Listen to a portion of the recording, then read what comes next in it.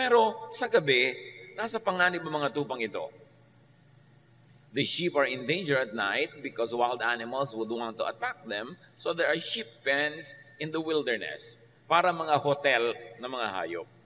Ito ay nababakuran, pagkatapos may isa lamang na pasukan at isinasara yon. Sa gitna ay may malaking apoy, malaking siga para lumayo at huwag lumapit ang mga mababangis na hayop. At doon nagkakaroon ng dayaan. Kung minsan mayroong mga fake na mga tagapag-alaga, pagka natutulog na yung mga ibang tunay na nag-aalaga, dinadala nila yung mga tupa palabas, ninanakaw nila para makain ng mga mababangis na hayop o kaya maibenta nila sa palengke, makatay, mapasama. This was the sheep pen that Jesus was talking about. An enclosure in the wilderness with one gate manned by a gatekeeper. Now there are many thieves and robbers. There are many fake shepherds. At ang kanilang layunin, the objective is to deceive the sheep and lead them out to be sold or to be butchered. In other words, the intention of the fake shepherds is for selfish gain. Gusto nilang pagtubuan, pagkakitaan, pakinabangan yung mga tupa. So there are two types of shepherds, as Jesus teaches us. The fake shepherd, the thief and the robber. He does not enter by the gate. He enters over the fence and is not received by the gatekeeper. And then there's the true shepherd, the one who enters by the gate. At malinaw na ipinapakita dito ni Jesus na siya ang tunay na tagapag-alaga ng mga tupa, hindi yung mga huwad, hindi yung mga fake. John 10:3-5. The gatekeeper opens the gate for him, and the sheep listen to his voice. He calls his own sheep by name and leads them out. When he has brought out all his own, he goes on ahead of them, and his sheep follow him because they know his voice. But they will never follow a stranger. In fact, they will run away from him because they do not recognize a stranger's voice. So the true shepherd is recognized, listened to, and followed by his true sheep. The true sheep know and recognize, and they follow the true shepherd. The true sheep also knows a stranger's voice, and they run away from and do not follow false shepherds. So kung merong totoong tagapag-alaga ng tupa, meron din mga totoong tupa siya.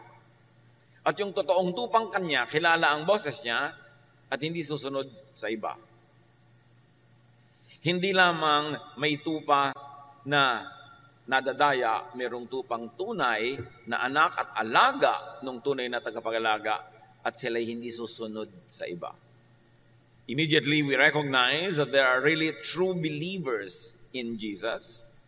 And the true believers in Jesus will not be deceived by the voice of false shepherds.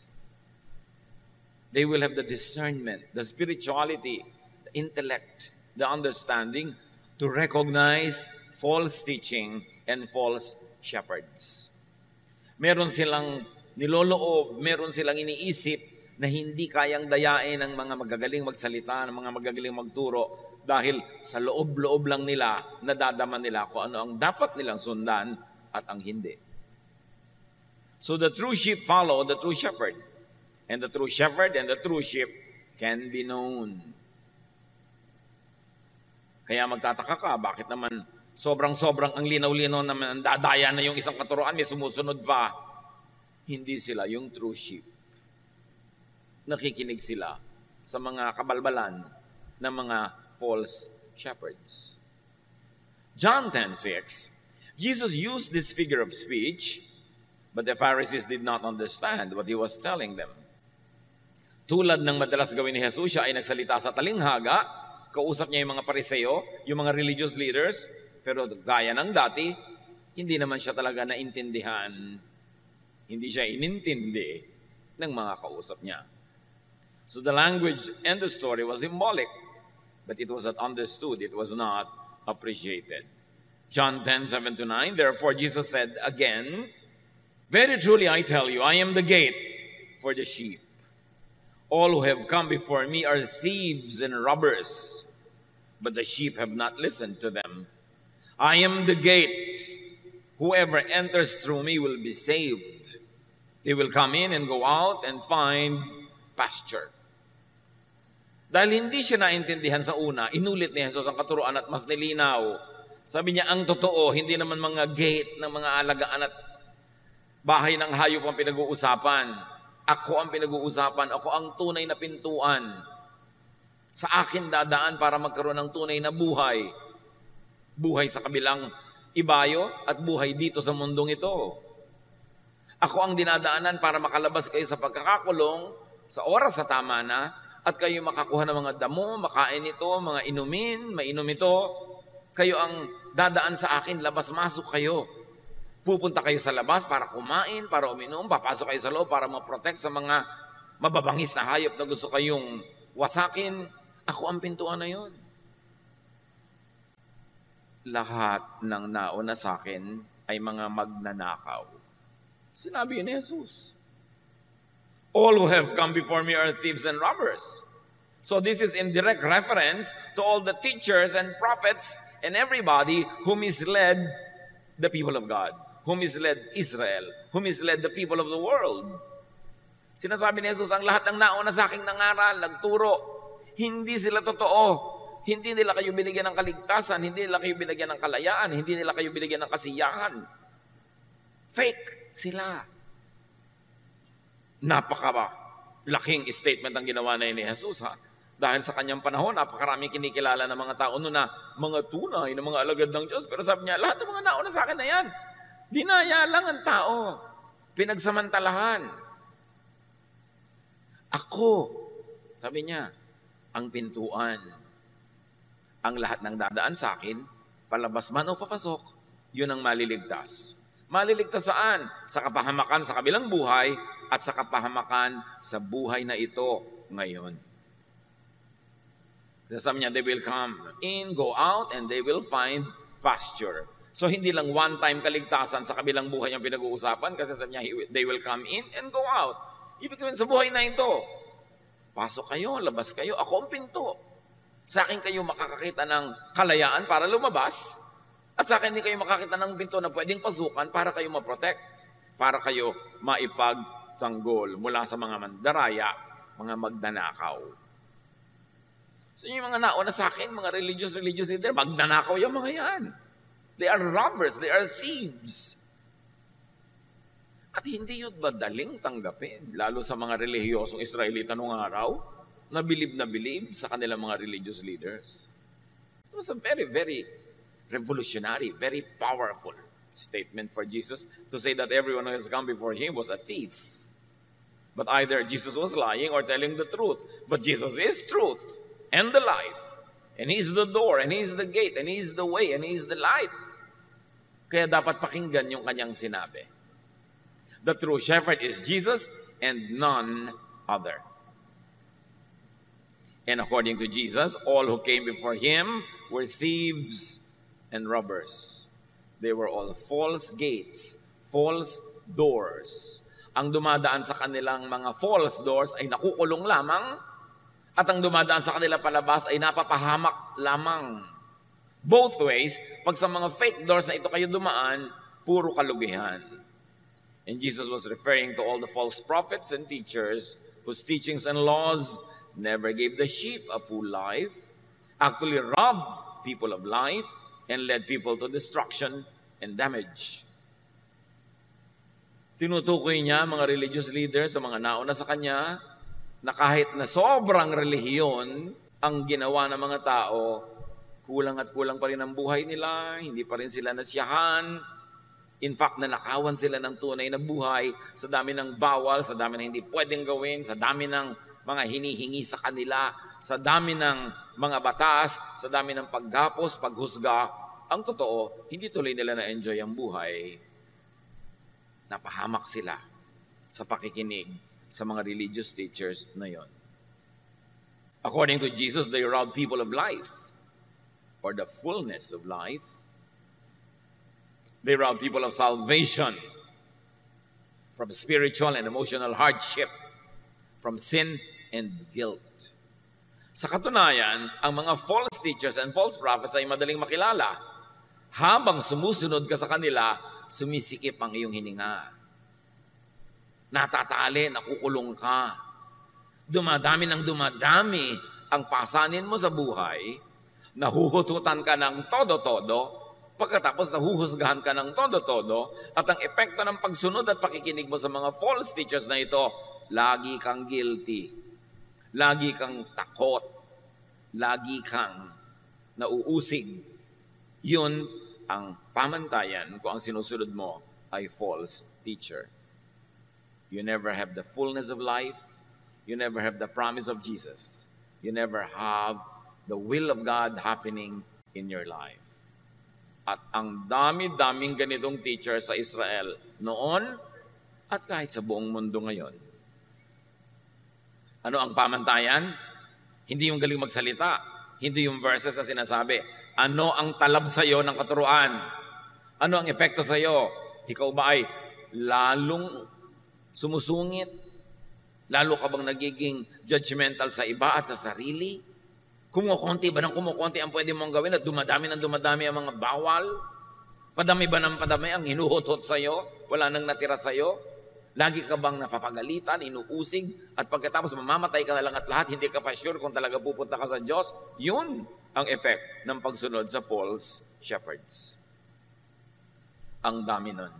Ezekiel 13:8-9. I'm going to punish those lying prophets for deceiving the people of Israel with false messages. I will turn against them and no longer let them belong to my people. Nakita niyo ang tinutukoy ng Panginoon, ng Diyos?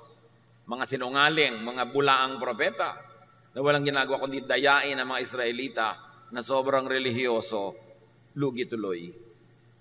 Ng pagiging relihiyoso nila, puro bawal, puro judgment, puro guilt.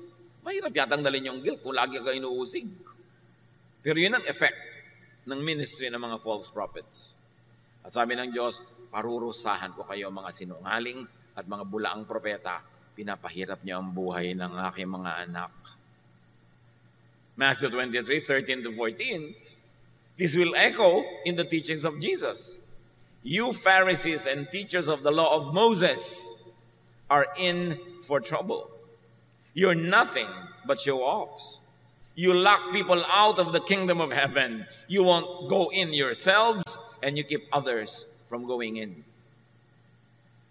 Lagot kayo, mga Pariseo, kayo mga guro, tagapagturo ng mga batas ni Moses. Naghihintay sa inyo ang kapahamakan. Puro kayo pasikat. Pinagsasarahan nyo ang mga tao ng pinto ng kalangitan. Hindi nyo sila pinapapasok dahil kayo'y hindi rin pumapasok. At ano ang kalangitan na tinutukoy dito? Hindi lang yung kalangitan in the next life, kundi yung kalangitan sa buhay din na ito. Sabi ko nun, ninanakawan nyo ang mga tao ng saya, ng ligaya, ng kasiyahan, kapayapaan, kapahingahan. Wala kayong ginagawa, kundi pagurin sila, pagiltihin sila. Kasi kayo mismo, wala kayo sa kingdom of heaven. So paano kayo makakapagdala sa mga tao sa kingdom of heaven? How can you give what you do not have? So maging si Ezekiel, maging si Jesus, pareho nang sinasabi sa mga teachers of Israel. Napapahamak lang ang sumusunod sa kanila. Mark 7:6-8. Jesus replied, you are nothing but show-offs. Ang kausap niya, mga religious leaders. The prophet Isaiah was right when he wrote that God had said, all of you praise me with your words, but you never really think about me. It is useless for you to worship me when you teach rules made up by humans. You disobey God's commands in order to obey what humans have taught. Ang kausap ni Jesus ay hindi yung mga satanista, hindi mga kulto, mga propeta, mga teachers of the law of Moses in the temple. And among those people, sinasabi ni Jesus, pasikat lang kayo, hindi kayo totoo. Tama ang sinabi ng propetang si Isaiah tungkol sa inyo at sa inyong mga ninuno. Hindi kayo marapat sumamba sa Diyos. Hindi naman talaga Diyos ang iniisip nyo. Ang mga turo nyo, mga religious turo na invento nyo lang. Mga religious teachings made up and invented by humans to benefit the temple, to benefit religion and the religious leaders, and to continue to oppress and control the people. You are depriving them of heaven in eternity and heaven here on earth. Mga turo lang ng tao ang pinaghihirapan nilang sundin. Galit na galit si Jesus sa mga religious teaching na imbento lang ng tao. Tapos sinasabi, turo yun ng Diyos. Pagkatapos, ang bunga sa mga sumusunod, nasasakal, nasisikipan, nalulunod, nabibigatan, nahihirapan. And possibly, many who came and come after Jesus were and are also thieves and robbers. Hindi lang effective ang sinasabi ni Jesus sa mga teachers before His time, but also very possibly to many teachers after the time of Jesus on earth. In other words, may mga fake shepherds noon at ngayon. At sa buong kasaysayan ng relihiyon. Kaya ang sabi sa Matthew 7:15 ng Panginoon, watch out for false prophets. They dress up like sheep, but inside are wolves who have come to attack you. Mag-ingat kayo sa mga bulaang mga guro na nagbabait-baitan, nagbubuti-butihan, pero ang totoo ay sila yung mga mababangis na hayop na naghihintay lang ng pagkakataon para kayo salakayin at sirain. Hindi lang yun noon, hanggang ngayon. In John 10:10, Jesus says, the thief comes only to steal and kill and destroy. I have come that they may have life and have it to the full. So the effect of the false prophet in believers is that they are stolen from, they are killed and destroyed. Ang buhay nila nawawala ng kulay, ng saya, ng sigla. Pero sabi ni Jesus, alam nyo ang epekto sa inyo kung ako ang tunay nyo sinusunod? Buong-buo ang buhay nyo. Full color. 3D, 4D pa. Masaya, payapa, tahimik. Yan ang talab ng turo ko, ang tunay na prophet, ang tunay na shepherd, sa mga tunay kong sheep na makikinig. So the fake shepherd is a thief who steals, kills, and destroys life with false and oppressive religiosity. Jesus-style spirituality sets free. Pharisee-style religiosity oppresses. So dapat nasusukat mo. Na-oppress ba ako? Nabibigatan ba ako o nagagaanan? Napapalaya ba ako o natatali? Sumasaya ba ako o lumulungkot? Gumagaan ba ang pakiramdam ko o lalong bumibigat habang dumadami ang aking religious activity? Remember, Jesus' listeners were the religious and the Pharisees, not common criminals and not sinners. Ang tinutukoy ni Jesus dito ay mga mukhang tama, mga mukhang relihiyoso, pero sobrang ligaw. Meanwhile, the true shepherd came to give life.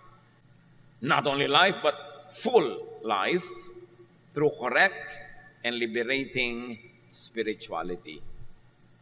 Remember that the spirituality of Jesus is liberating. Hindi nakakakulong, nakakasakal, kundi nakakapagpalaya, nakakapagpagaan. Because there are two types of shepherds, there are also two types of lives of the sheep. Number one is led by false shepherds. That kind of life is stolen from and robbed of spiritual fullness, of peace and joy, of rest and of love. Madaling makilala ang mga sumusunod sa false shepherds. Wala silang kapayapaan, wala silang katahimikan, wala silang kapahingahan ang loob, at di sila maibigin. Ang mga sumusunod sa false prophets, sa mga Pharisees, sa mga teachers of the law of Moses, nagiging pintasero at pintasera sa kapwa. Nagiging mapanghusga. Nagiging magagalitin sa lahat ng merong ibang religious opinion. Nagiging mapagmataas dahil sa kanilang paniniwalang sila ay banal. Nagiging mayabang.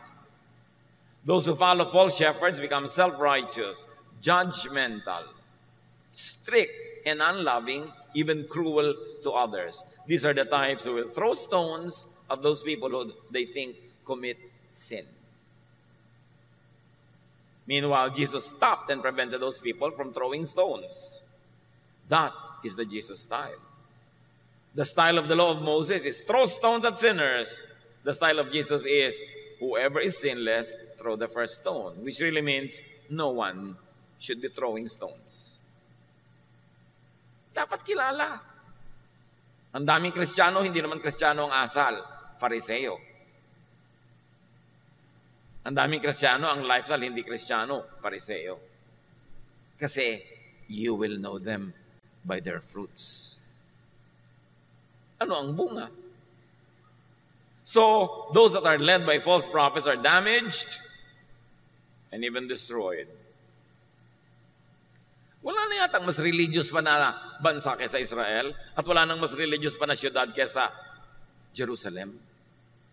Pero minsan, nang naglalakbay si Jesus at sa isang liko ay nakita niya yung lungsod ng Jerusalem sa ibabaw ng bundok, siya'y nanangis sa lungkot, hindi sa tuwa.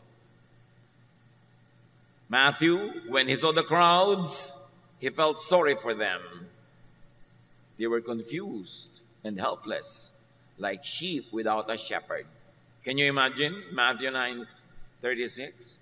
Nung makita ng Panginoon ng mga tao, napaluha siya, nalungkot siya, naawa siya, dahil sa kabila ng kanilang relihiyon, para sila mga tupang walang tagapag-alaga. Sila yung mga ligaw, sila yung mga kawawa, nasa panganib, mga gutom, uhaw, sa kabila ng kanilang araw-araw na relihiyon. Hindi nadadaan yan sa religion, religious activity, dalas mong magdasal, Bible version. Ang point, pinagaharian ka ba ni Jesus? Siya ba ang tunay mong shepherd? 2 Peter 2:1-3. Sometimes false prophets spoke to the people of Israel. False teachers will also sneak in and speak harmful lies to you. But these teachers don't really belong to the master who paid a great price for them, and they will quickly destroy themselves. Many people will follow their evil ways and cause others to tell lies about the true way. They will be greedy and cheat you with smooth talk, but long ago God decided to punish them, and God doesn't sleep. Ang linaw. Sabi nga, kahit ang Israel, binobola, niloloko ng mga bulaang propeta, nakikinig naman sila. Sabi nga, hindi sila tunay na galing sa Diyos. At marami mga tao susunod sa kanilang mga baluktot na mga pamamaraan. Sila ay magiging mga gahaman, mga sakim. Dadayain kayo, peperahan lang kayo ng mga relihiyon na yan. Sabi niya, huwag kayong magalala. Matagal nang alam yan ng Diyos at hindi natutulog ang Diyos. So dapat hindi rin tayo matulog, maging mapagmansyag sa mandaraya, mambobola, pahihirapan ka lang. Matthew 23:15, you Pharisees and teachers of the law are in for trouble. You're nothing but show-offs. You travel over land and sea to win one follower. And when you have done so, you make that person twice as fit for hell as you are. Lagot kayo ha? Kayo mga fake na mga teacher? Mission pa kayo. Patawid-tawid kayo ng mga kabundukan, ng mga dagat, para magkaroon kayo ng convert. Pero oras na dapuan ninyo, maturuan ninyo at sumunod sa inyo, ginagawa niyong doble ang sama kaysa dati. Nadodoble ang kanilang disqualification from heaven and qualification for hell. Kasi ang turo nyo ay lason. At yan ay ginagawa sa ngalan ng Diyos, ha? At kahit ngayon sa ngalan ni Jesus, dadapuan ka ng missionary, dadapuan ka ng teacher, dadapuan ka ng kung sino-sino. Tapos ang ending, magiging katulad ka nila. Judgmental, self-righteous, self-promoting, haters of other believers, divisive and divided, separatist, humihiwalay ka sa mga ibang anak ng Diyos, ikaw lang ang tama, ikaw lang ang totoo. So, ganun, marami niyan. Dati nung hindi ka pa sumusunod sa relihiyon, hindi ka pa relihiyoso, friendly ka sa mga kamag-anak mo, friendly ka sa iba. Ngayong nagkaroon ka ng religion, hiwalay ka na ng hiwalay, diyan na judge mo na sila, ni ayaw mong makisama sa kanilang mga gawain. Nakakabuti ba yan sa'yo o nakukulong ka? May mga pagsunod na nagiging pahirap, pabigat, nakakasakal. Hindi ito ang galing kay Jesus. Tandaan nyo, ang mga kausap ni Jesus, religious leaders, hindi mga kulto, hindi mga satanista, yung mga religyoso, middle of the road, standard, religious people that people think are the true ones. But you will know them by their fruit. So there are two types of lives, and one is led by Jesus. Saved from damage and destruction, saved from imprisonment and oppression, freed to come in and out, to find pasture, satisfaction, fullness. Yun ang mga anak ng Diyos sa pamamagitan ni Jesus. May laya na hanapin kung ano ang nagbibigay ng kasiyahan, pasture, waters to drink, and they are free to come in and out. Hindi sila controlled. Saved and freed from false shepherds, from religiosity and spirituality that binds and imprisons. Saved from religiosity that robs people of life, of the enjoyment of life, of peace, of rest.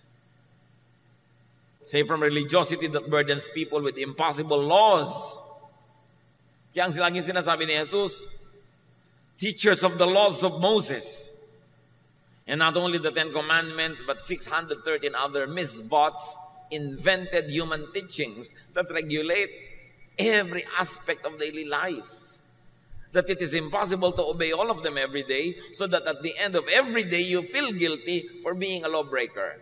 Laws that should not have been there in the first place.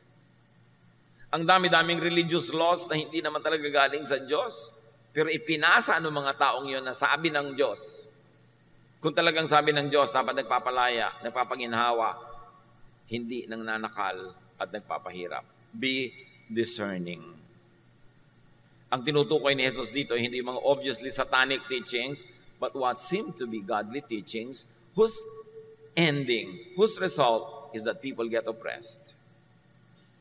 Burdens with impossible laws. Unbearable condemnation and judgment. Religiosity that promotes burning guilt.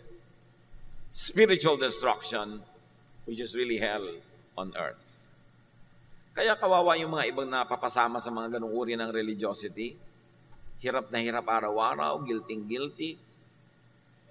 Nawawalan ng kapayapaan, laging natatakot, takot na takot sa end times, takot na takot sa second coming. Puro panakot. Dapat kang matuwa. Kung will of God ang end times, kung will of God ang second coming, dapat kang matuwa. Ano nakakatakot dun? Pero tinatakot ka ng mga false prophets, kasi pag takot ka, madali ka makontrol.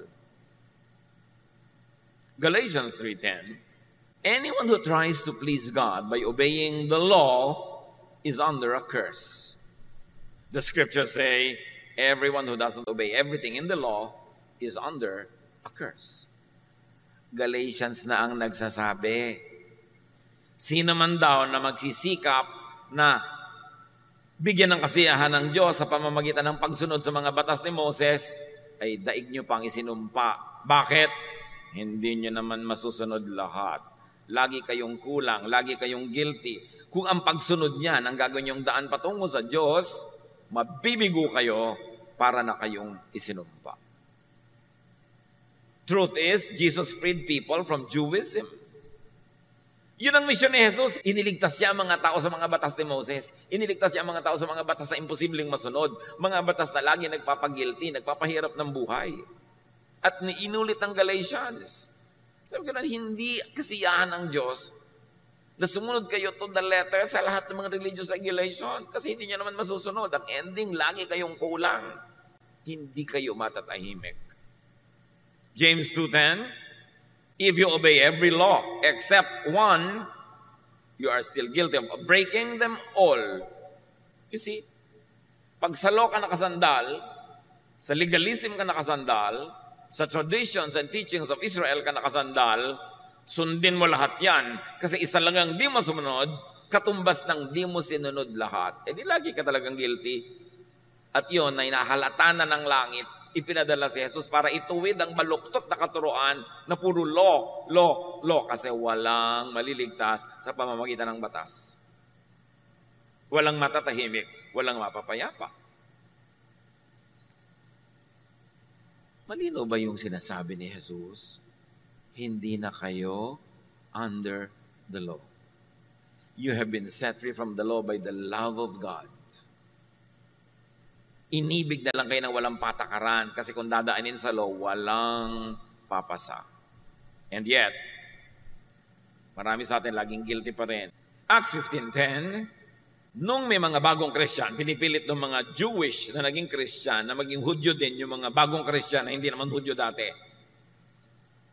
In other words, o gentle ka, hindi ka Hudyo, pero naging Christian ka, magpaka-Hudyo ka muna.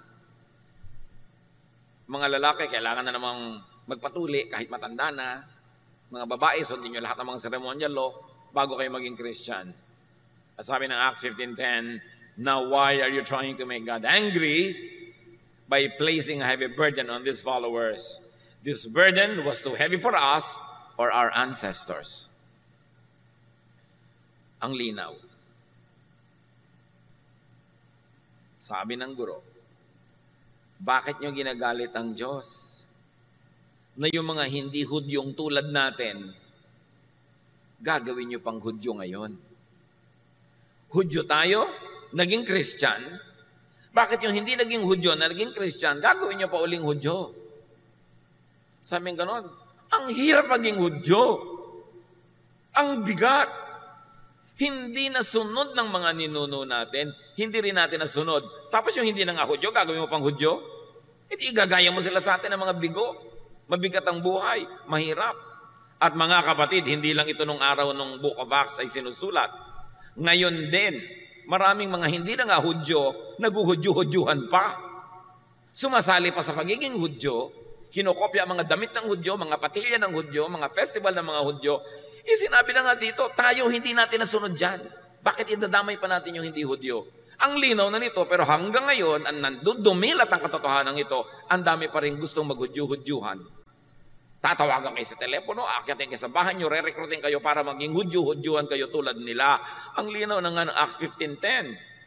Gumawa kayo ng malaking plakad, ipakita yun sa kanila. Sinabi na nga sa Bible yan, yung hindi Hudyo, maghuhudyo-hudyuhan. Kayo na naman ganito, sasali na naman kayo. Wala ba kayo mga utak? Pero di ba meron ng true shepherd, may true sheep? At merong talagang false sheep that will never follow the true shepherd. They will only follow the false shepherd. Kaya nagkakakilakilanlan kung sino ang sinusundan. Si Jesus dapat. Sinabi niya, kayong mga Pharisees kayo, may araw din kayo. Napapahamak ang mga sumusunod sa inyo. Dumadami ang mga patakaran, dumadami ang mga batas na hindi naman nasusunod. Dumadami ang pagkukunwari, ang pagbabalat kayo, dumadami ang guilt. Jesus, the true shepherd, saved and saved sheep and people by taking the punishment for sin upon himself. Salvation is free, but it is not cheap. Jesus paid for all the sins of the world, and therefore there is no more necessity for anyone to go through God through the law. Jesus satisfied all the requirements of the law in behalf of those who will believe in him. Therefore, if you believe in Jesus, it's better than having obeyed all the laws. All the laws that become stepping stones to heaven become irrelevant to people who believe in the true shepherd.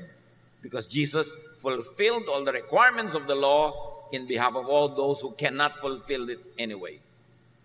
Kaya may tagapagligtas. Siya ang sumunod, siya ang umako sa ating mga pagkukulang. Kaya pag naniniwala ka kay Jesus, lahat ng accomplishment niya na perfect life, perfect obedience, nagiging sa atin at hindi na tayo kailangang sumali pa sa pagpapakahirap sa pagiging Hudyo. 1 Peter 2:24, Christ carried the burdens of our sins. He was nailed to the cross so that we would stop sinning and start living right. By His cuts and bruises, you are healed. So sa perfect obedience of Jesus to God, tayo ay iniligtas na niya sa hirap ng pagsunod sa mga regulasyones. Jesus saves people by eliminating sin. One is by paying for it and by eliminating the law that makes everyone guilty or feel guilty. Dalawa ang ginawa ni Jesus para mawala ang kasalanan. Una, binayaran na niya ang lahat ng bayad para sa mga nagkasala. Pangalawa, inalis niya lahat ang law. At kung wala ng law, paano mo pa-break yun? Kung wala na yung law of Moses, paano mo pa break? Therefore, hindi ka na magiging lawbreaker kasi inalis yung law. Dati may nakalagay, no parking. Pag nag-park ka, you become a lawbreaker. Nung inalis yung no parking sign, pinalitan ng batas, nagpark ka, nagpapark ka pa rin tulad doon dati. Kaya lang nung araw nagkakasala ka, ngayon hindi na kasi pinalitan na yung law. Kailan may intindihan ng mga Kristiyano that we are not under the law? It doesn't mean that we will live wanton, careless lives. But we observe good manners, we observe ethics, we observe all that is admirable and needed in a civilization, but not to be saved, but because we are already saved. Not to win God's favor, but because we are already in God's favor. Gumagawa pa rin tayo ng mabuti, iniiwasan pa rin natin paggawa ng masama, pero hindi para tayo tanggapin ng Diyos, kundi dahil natanggap na niya tayo, para naman maganda ang dating. At sa mga panahon na tayo nagkukulang, nadadapa, hindi ka magigilty na naman sobra, hindi ka maghahampas ang sarili mo, magpapakal ang sarili mo sa krus, kundi tatanggapin mo ang walang bayad ng pagpapatayo. Restoration ng Diyos through Jesus. That is salvation by grace. Pag naintindihan mo yun, mabubuhay ka in the highest possible ethical level that you can, but in all other areas where you fail, you depend on God's grace, you depend on God's kindness, and you extend that same grace and kindness to others who also fail. That's the only time there will be peace on earth. Peace in your heart and peace among fellow humans. Yun ang mensahe ng Jesus. Galatians 5:1, Christ has set us free. This means we are really free. Now hold on to your freedom and don't ever become slaves of the law again. Don't be Jewish again. Do not imitate them again.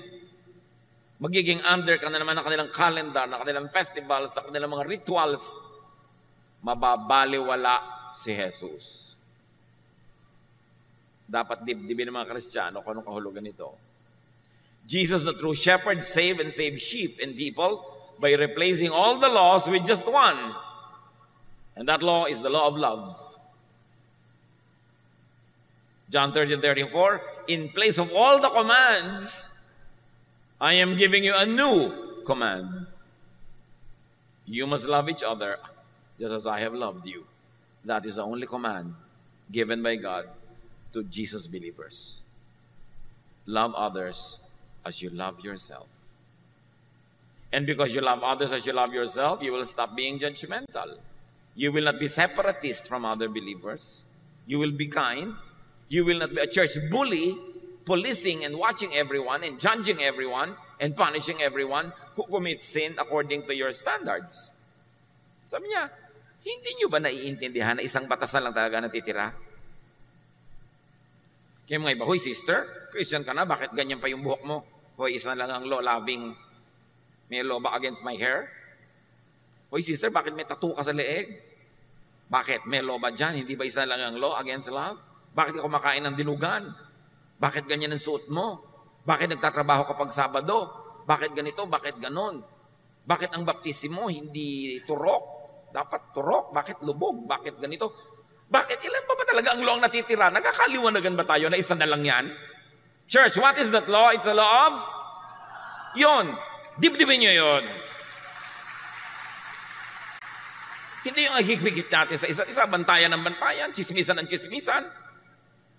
Loving ba na magchismis? Loving ba na bulat-latin mo yung buhay ng may buhay para hanapan mo siya ng kasalanan na mailalagay mo sa bulletin board? Yan yung ginawa ng mga tao doon sa babaeng who were caught committing sin in the privacy of her house. Kinaladkad sa plaza para batuhin Yun ang inalis na ni Jesus. Huwag kayong magbabatuhan. Hindi yan para kay Jesus. Pang-Pharisee yan. Samantalang hindi naman natin kinukonsente at itinutulak ang isa't isa na gumawa ng kung ano-ano mga kabalbalan sa buhay. Pero sakaling nangyayari sa kanilang buhay, you extend the hand of love, the hand of forgiveness, the hand of support, the hand of restoration, not the hand of judgment, not the hand of destruction. It is not the hand of Jesus. Dapat nating laging kilalanin, kanino ba talaga ako sumusunod, sa Pharisee o kay Jesus? And that love, which means unconditional forgiveness and acceptance, is applied by God to all believers, to all the true sheep, through Jesus. It is now our compulsion to extend that same law of love to others. John 3:16-18, God loved the people of this world so much that He gave His only Son, so that everyone who has faith in Him will have eternal life and never really die. God did not send His Son into the world to condemn its people. He sent Him to save them. No one who has faith in God's Son will be condemned. And if we can add, no one who has faith in God's Son should condemn others. Do not burn the bridge over which you too must pass. And that is the bridge of love, the bridge of forgiveness, the bridge of unconditional acceptance of others. Do not let false shepherds rob you of life, of the fullness of life. Maraming false, kahit laging nagpe-praise the Lord. Matthew 7:21-23, Jesus speaks, "Not everyone who calls me their Lord will get into the kingdom of heaven. Only the ones who obey my Father in heaven will get in. On the day of judgment, many will call me their Lord. They will say, 'We preached in your name, and in your name we forced out demons and worked many miracles.' But I will tell them, 'I have nothing to do with you. Get out of my sight, you evil people.'" Sa araw daw ng paghuhukom, maraming magsasabi kay Jesus, "Uy, dapat po kasama kami dyan sa kaligtasan na yan. Sa inyong pangalan kami nangaral, sa inyong pangalan nagpalayas kami ng mga demonyo, sa inyong pangalan nag-charity kami, gumawa kami ng mga kabanalan at kabaitan." Sabi ni Jesus, "Hindi ko kang kilala, umalis-alis kayo sa harap ko." So hindi lahat ng sinasabi ang pangalan ni Jesus, gumagawa naman kung ano-ano sa pangalan ni Jesus, ay tunay nga. Paano malalaman? Ano ang bunga ng turo nila sa tinuturuan nila? Napapalaya ba o nagagapos? Gumagaan ba o bumibigat? Bumabait ba o sumusungit? Doon nagkakakilanlan. Sabi ni Jesus, "You will know them by their fruits." Know and avoid false shepherds. Avoid modern-day Pharisees and false prophets who continue to oppress, mislead, rob, and kill sheep in the name of Christ. Huwag padaya. Linawan ang pagmamatsyag. Maging malaya at magpalaya ng iba sa ngalan ni Jesus. Dear Lord, we thank you. Our Father, we thank you because Jesus, your Son, sets us free. Salamat at pinalaya mo na kami sa mga religious laws at isang law na lang natira, the law of love. Turuan niyo kami, Lord, na pairalin din sa aming buhay. Na huwag maging lisensya sa aming gumawa ng mali dahil hindi kami under the law. But because we are under your grace and under your love, lalo kaming mas maging mabait pa, mabuti, mas tama. At sa mga panahon kami nabibigo, nagkukulang, turuan niyo kami na pati mga sarili namin, ay patawarin din namin dahil pinapatawad niyo kami. At turuan niyo kami magpatawad din sa iba. Mga kapatid, pag bulay-bulayan sumandali, ang kahulugan ng lahat ng ito, that we are not under the law, that Jesus wants a full life for us. Review your life kung full o kulang, at kung kulang, sino ang sinusunod niyo, bakit kulang? Dear Lord, as your people bow before you and ponder these,